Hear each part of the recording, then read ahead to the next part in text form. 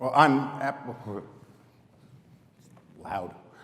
I'm absolutely delighted to be here. These folks run a very tight ship, and I've been told that if I don't speak to time, they will activate my pain collar.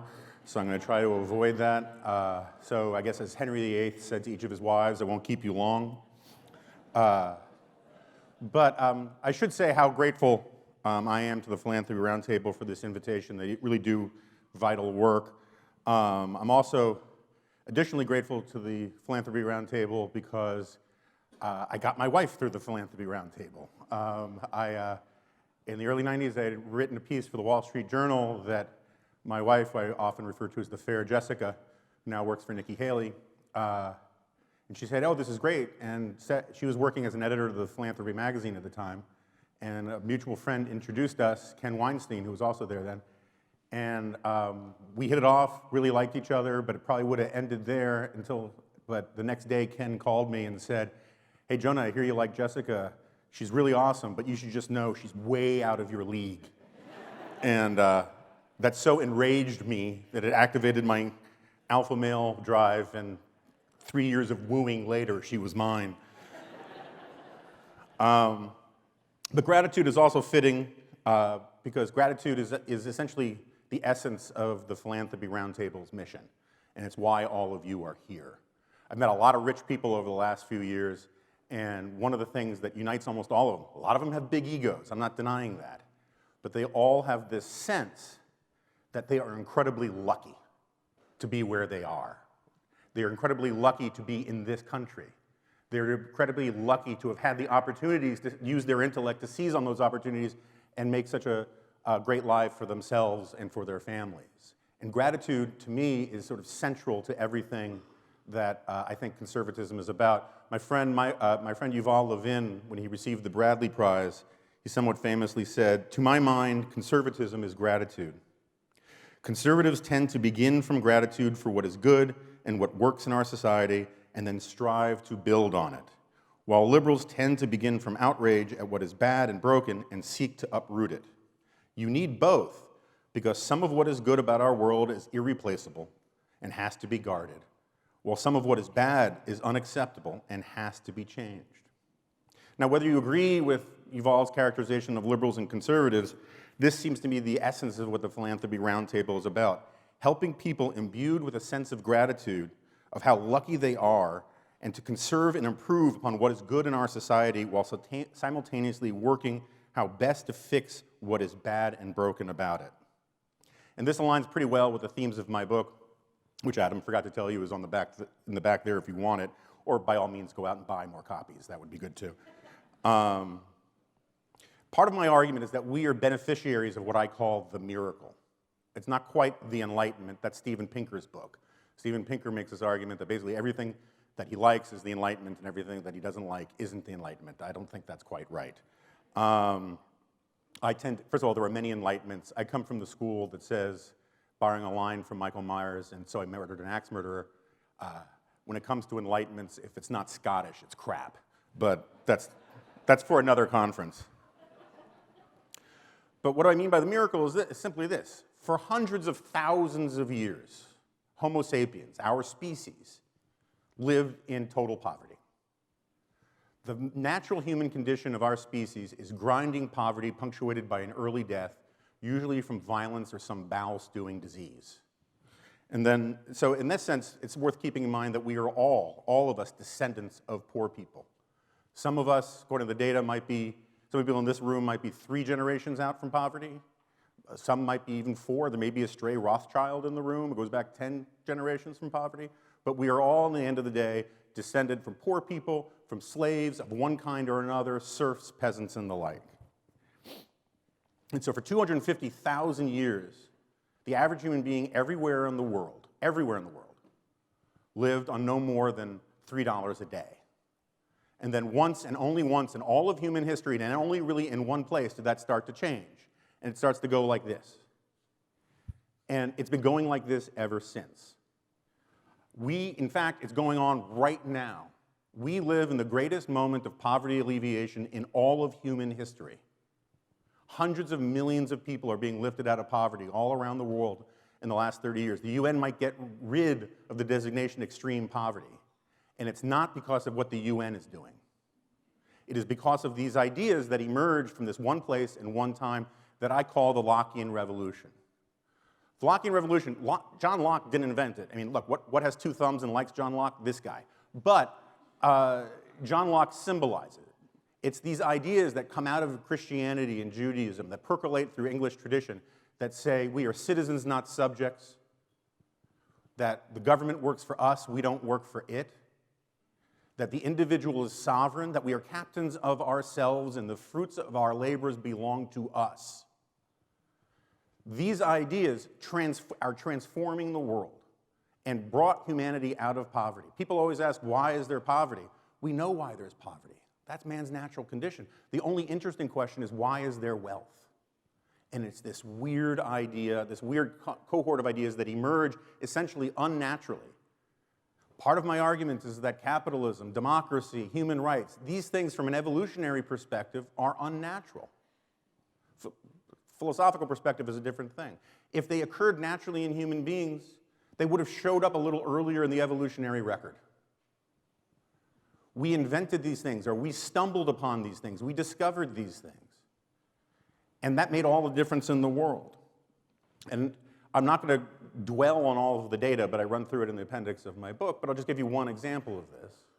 100 years ago, it was normal, completely normal, for pretty much every family in America to experience the death of at least one child. Calvin Coolidge, arguably one of the most powerful people in the world, his son was playing tennis on the White House tennis courts.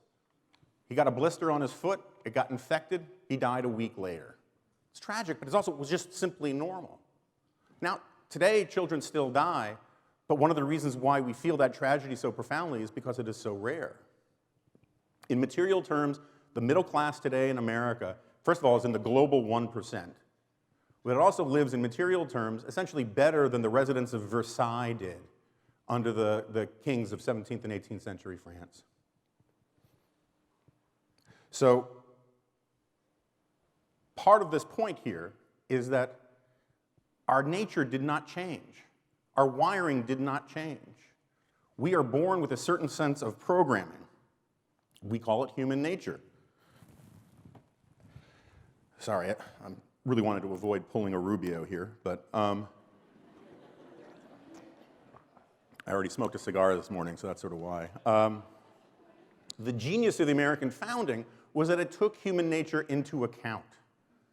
Unlike the other products of the Enlightenment in France, who thought you could perfect human nature and therefore perfect society, and therefore it became utopian and then totalitarian, in America, we understood that we are all built from the crooked timber of humanity and we cannot be made straight.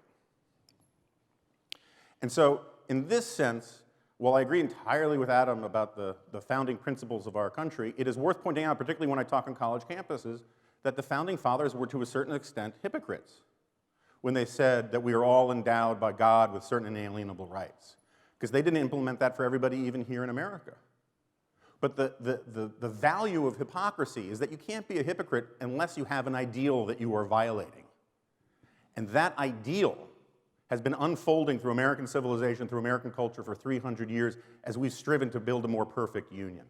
When Martin Luther King speaks in the March on Washington 100 years after Abraham Lincoln basically rewrote the meaning of this country on that proposition that all men are created equal, Martin Luther King comes to Washington and he says, I have come here today to collect on a promissory note written by the founders that all men, including black men, are created equal. What he was doing was appealing to our highest principles, to the story we tell ourselves about ourselves and saying we've fallen short.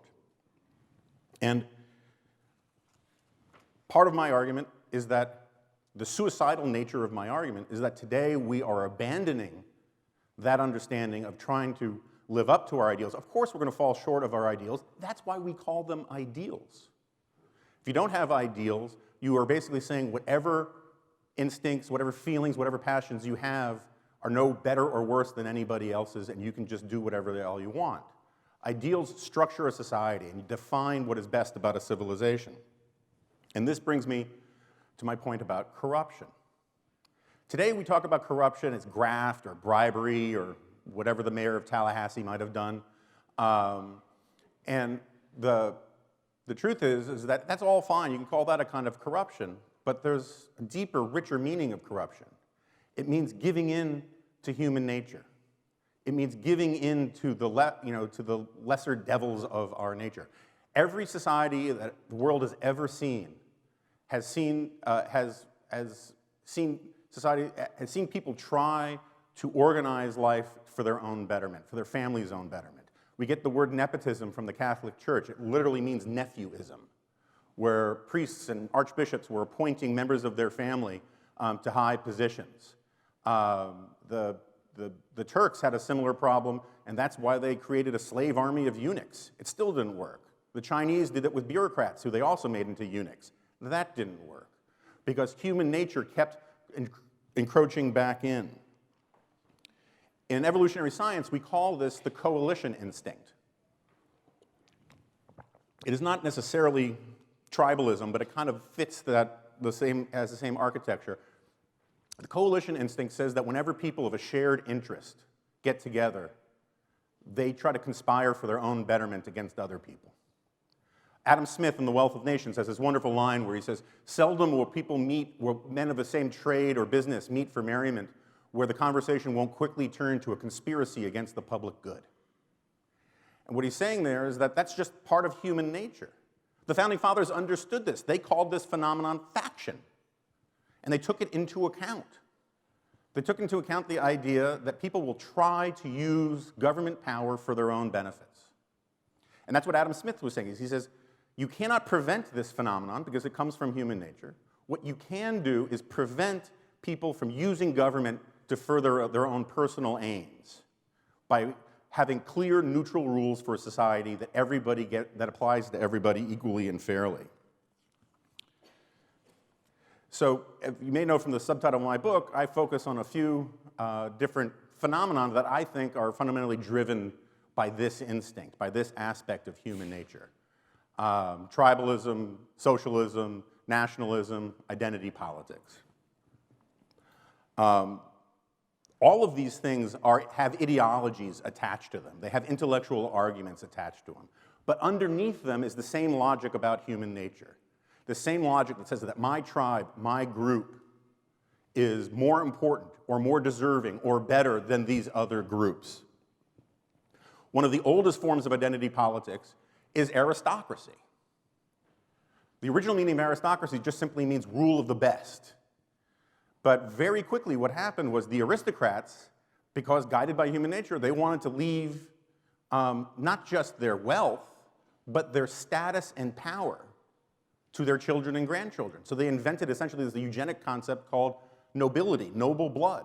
And you get this Aristotelian argument that comes out that says that some people are just simply better than other people, simply by an accident of their birth. That's what identity politics is today, is this idea that there are some groups that are worse or better than other groups simply by their membership in some abstract category, or the color of their skin, or their gender, or the fluidity of their gender. And this is one of the reasons, and again, the Founding Fathers understood this, which is why they got rid of titles of nobility.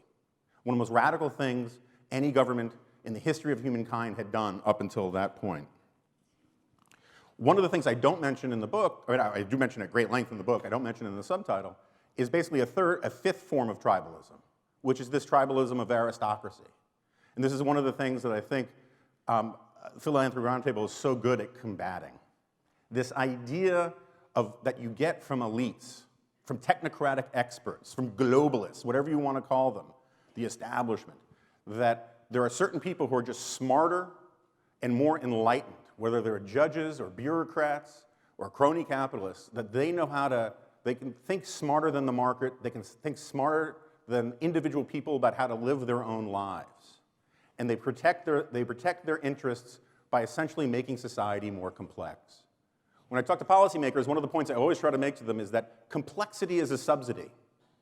The more complex you make society, the more rules you put in the path of people, the more you are rewarding people who have high levels of social capital or intellectual capital or political capital to navigate things around. If you've got 10 lawyers, regulations are a much lower barrier for you than they are for someone who has none. And we used to live in a society where if you had a strong work ethic and a strong back, there was no stopping you from entering the middle class. And today, as we crisscross the country with more red tape and more regulations, we are making it more difficult. We are locking more people out of the pursuit of the American dream by simply making society more complex. It does not bother the people, the sort of mating complex that you find in the New York Times wedding announcement page, where Wharton marries MIT. These people will be fine, but they are setting up rules in such a way that make it more difficult for everybody else. Another form of this sort of tribalism is populism. I've never been a fan of populism. I've argued against it for years, in part because populism boils down to a sort of an identity politics argument. It says, my people are the real people. It uses the language of talking about everybody, but invariably populist movements are really only talking about some people. And they say their people are the good people and everybody else are the bad people. Whether it's Occupy Wall Street and the 99%, or whether it's some of the stuff you see on the right these days. And it's also inherently unintellectual. William Jennings Bryan, one of my favorite populists and a fascinating guy, he has this great line where he says, the people of Nebraska are for free silver, therefore I am for free silver. I will look up the arguments later.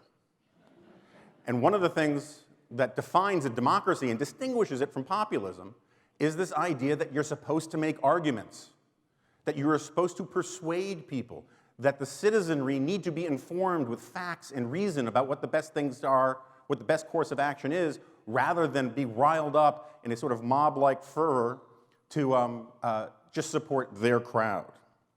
Nationalism is a trickier term because a lot of people in America, particularly these days, think nationalism and patriotism are the same thing. But historically, patriotism means adherence to the creedal propositions and principles of the founding of this country.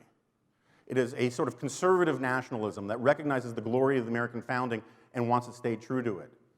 Other forms of nationalism, particularly in Europe, tend to be very statist and centralizing because the government in Washington is the only institution in the entire country that speaks for the whole nation. FDR was a committed nationalist. Woodrow Wilson, the worst president of the 20th century, don't get me started, was a committed nationalist. All of these forms of tribalism deviate from the path that the Founding Fathers set forth. The Founders bequeathed to us a miracle. They both took this weird quirkiness that came from England that emerges starting in the 4th and 9th centuries and got purified into a set of abstract principles. And then one of the great things that the Founding Fathers did was they wrote it down. They set it on paper and said, these are the rules of the game. We're going to have rules of the game where populist passions, where the tyranny of the majority is still going to be filtered through Republican institutions, where the important things in life are going to be handled closest to home, where people actually live. And all of these movements, while they have ideological or intellectual arguments behind them, are fundamentally driven by a passion that comes out of human nature. And when we give in to them, first of all, it is the suicidal choice that I'm referencing in the title of the book. And it is also the single greatest and most profound violation of donor intent in all of human history. Because the Founding Fathers gave us a republic to keep, and we didn't. And that's the essence of corruption. Anybody who's owned a boat or a car or anything worth any family heirloom understands that nature wants to claim it. That was the essence of the idea of corruption originally, this idea of ashes to ashes and dust to dust. The Roman poet Horace says, you can chase nature out with a pitchfork, but it'll keep running back in. The same applies to human nature. If we orient a society, which we are doing today, we teach people that the highest source of moral authority is their own gut. Be true to yourself. Go with your instincts. I know parents who tell children, go with your instincts, which is like the dumbest possible thing you can tell small children. Hannah Arendt, one of my favorite intellectuals, has this great line where she says, every generation, Western civilization is invaded by barbarians. we call them children. And what she means by that is that human nature has no history. The babies that you bring home from the hospital have the exact same programming that Viking babies had. If you took a baby from New Rochelle in 2018 and you sent it back to 1,000 years to a Viking village, it would grow up to raid and pillage the English countryside. If you took a baby from a Viking village and you sent it here today to New Rochelle, it'd grow up to be an orthodontist. And so, the real problems that we have in our society aren't coming from Washington. Washington is making them worse. The real problems, the drivers of our problems, are starting in the home, starting with the breakdown of families, but also the breakdown of civil society, the falling off of organized religion, the Burkean little platoons that take our tribal instincts and channel them towards productive ends, the things that give us historically meaning, that's literally civilize us in productive ways. Capitalism depends on values and concepts that it cannot create and cannot restore once lost. This is the point of Joseph Schumpeter's writing about the nature of capitalism and why he thought, I think wrongly, that socialism was inevitable. I do think socialism is coming, or some other form of tribalism,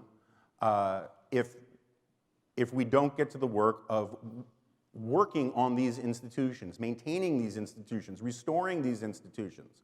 Because what happens in our country, what happens in any society, is that when these barbarians that come into the world are not properly civilized, they do not lose their innate desire to be part of something, to be part of a tribe, to be part of a group. We've known this story about young men coming from bad families or broken families joining gangs for thousands of years.